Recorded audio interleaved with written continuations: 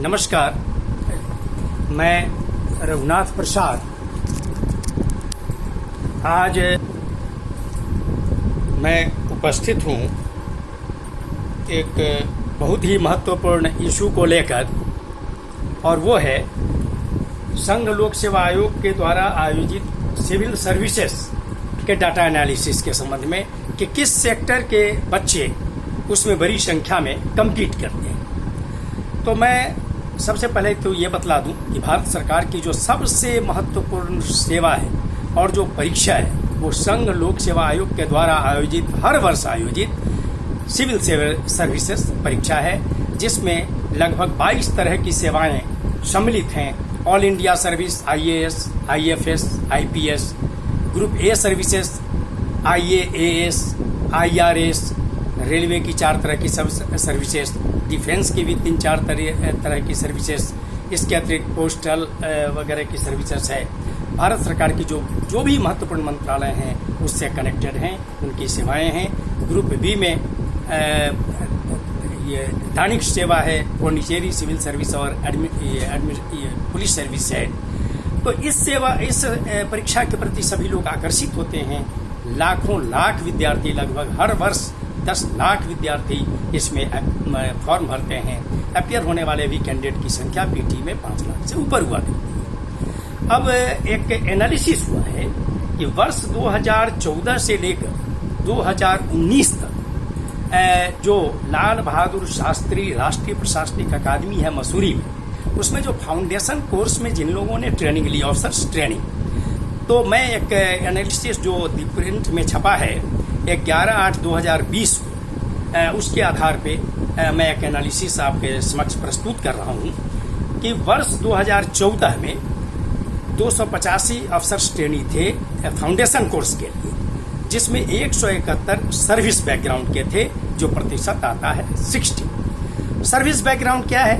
जो group a service में काम करने वाले लोग हैं उनके बच्चे, जो ग्रुप बी सर्विसेज में हैं स्टेट या सेंट्रल गवर्नमेंट के, उनके बच्चे।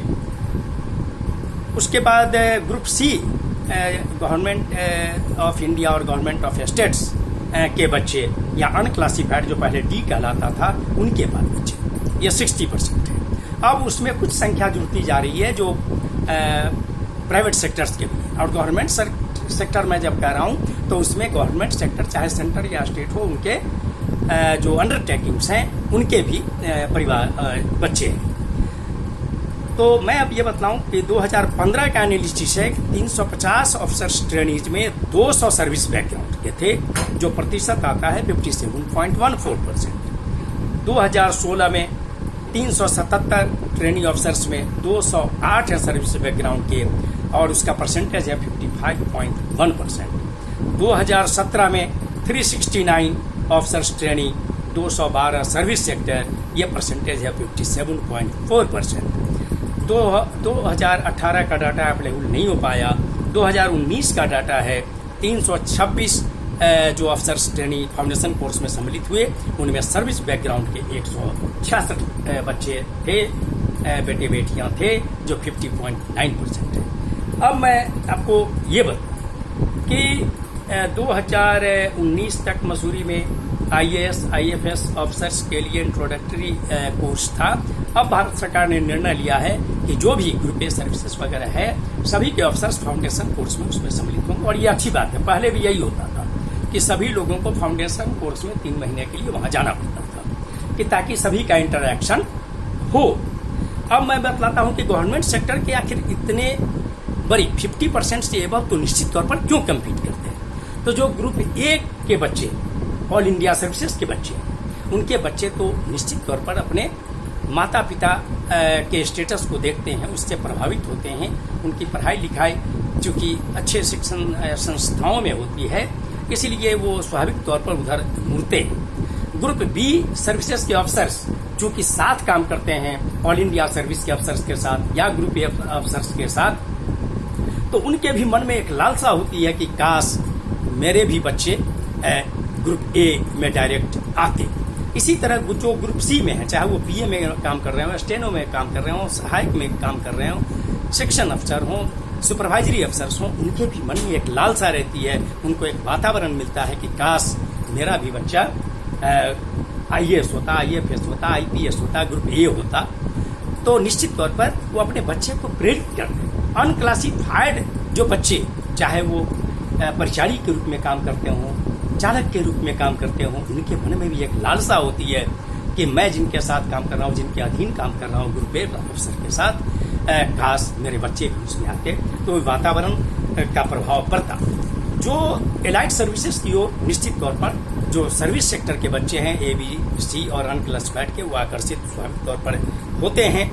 अब मैं ये बतला रहा हूँ कि जो शहरी क्षेत्र में रहने वाले बच्चे हैं, चाहे जो सरकारी सेवा में हो या प्राइवेट सेवा में हो, अपने बच्चों को दिल्ली भेजते हैं तैयारी के लिए, या राज्यों की राजधानियों में भेजते हैं, अच्छे शहरों में भेजते हैं, और जिसके कारण उनका प्रभाव उस पर पड़ता है।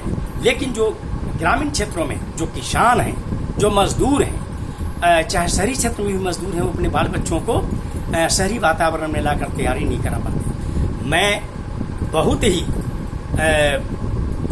जोर से कहना चाहूँगा, मैं पूरी संतुष्टि के साथ कहना चाहूँगा कि जो रूरल बैकग्राउंड के बच्चे हैं, वो जो सरकारी सेवाओं में भी, सरकारी स्कूलों में भी पढ़ते हैं, वो काफ़ी इंटेलिजेंट होते हैं। सिर्फ फर्क ये पड़ता है कि उनको वातावरण नहीं मिल पाता, ताकि उनके बच्चे ये प्रभावित नहीं हो पाते कि हमको एलाइड सर्विसेज की ओर तैयारी करनी है, संघ लोक सेवा आयोग की ओर, या उसकी तैयारी करते करते स्टेट सिविल सर्विसेज की ओर या अन्य अच्छी सेवाओं की ओर। वे बैंक, रेलवे, अन्य सबऑर्डिनेट सर्विसेज कमीशन के पदों के लिए तैयारी करते रह जाते हैं। कोई पटवारी बनते हैं, शिक्षक बनते हैं, सहायक बनते हैं, अन्य सुपरवाइजरी अफसर के पदों के लिए तैयारी करते हैं। उनको अगर मौका मिले, किसानों और मजदूरों के बच्चों को, चाहे वो किसी भी कैटेगरी में, तो मैं समझता हूँ कि उनमें प्रतिभा की कोई कमी नहीं है, मार्गदर्शन की उनको ज़रूरत है, और वो काफ़ी अच्छा करेंगे। एनालिसिस में एक और चीज़ बात आई है कि जो allied services, civil services UPSC में कम्पीट करते हैं, उनमें बहुत बड़ी संख्या है वैसे बच्चों की जो केंद्रीय विद्यालयों में पढ़ते हैं, जो नवोदय विद्यालयों में पढ़ते हैं, जो सैनिक विद्यालयों में पढ़ते हैं। नामी गिरामी जो पब्लिक स्कूल हैं, ऐसा नहीं है कि उनके बच्चे बहुत बड़ी संख्या में आते हैं, उनके बच्चों की तादाद बहुत कम है। तो मैं भारतीय नागरिक के रूप में अनुरोध करना चाहूँगा सभी राजनीतिक दलों से कि आप भारत सरकार के स्तर पर इस मुद्दे को उठाएं, और एक कोचिंग की व्यवस्था, फ्री कोचिंग की व्यवस्था, मैं समझता हूँ कि प्रथम फेज में सिर्फ 100 पोस्ट के लिए सिर्फ 100 विद्यार्थियों का चयन किया जाए, चाहे कम्पिटिटिव तौर पर हर जिले हेडक्वार्टर में जिला पदाधिकारी उसकी व्यवस्था करें, उनको फ्री कोचिंग दी जाए। अगर संभव हो तो एक हॉस्टल की व्यवस्था की जाए, और सिर्फ भारत के प्रत्येक जिले के मुख्यालय में सिर्फ उसमें किसान और मजदूर के बच्चोों को लिया जाए। उसमें आरक्षण की जो पॉलिसी है भारत सरकार की, 15% SC, 7.5% ST, 27% OBC और 10% आर्थिक दृष्टिकोण से पिछड़ा वर्ग, इनको भी दिया जाए, और रेस्ट ओपन मेरिट लिस्ट में सबसे पहले ले लिया जाए। और ऐसी परिस्थिति में मैं समझता हूँ कि अगर उन बच्चों को वातावरण मिला तो वे संघ लोक सेवा आयोग की सिविल सर्विसेज परीक्षा में उनके भी बच्चे आएंगे। जैसे ABCD के बच्चे अपने सपने को पूरा करते हैं, अपने बच्चे को allied services, all India service और ग्रुप A में जाने में, वही हमारे किसान और मजदूर जो इस देश की अर्थव्यवस्था की रीढ़ हैं, उनके भी बच्चे इन प्रतिष्ठित सेवाओं में आ सकेंगे।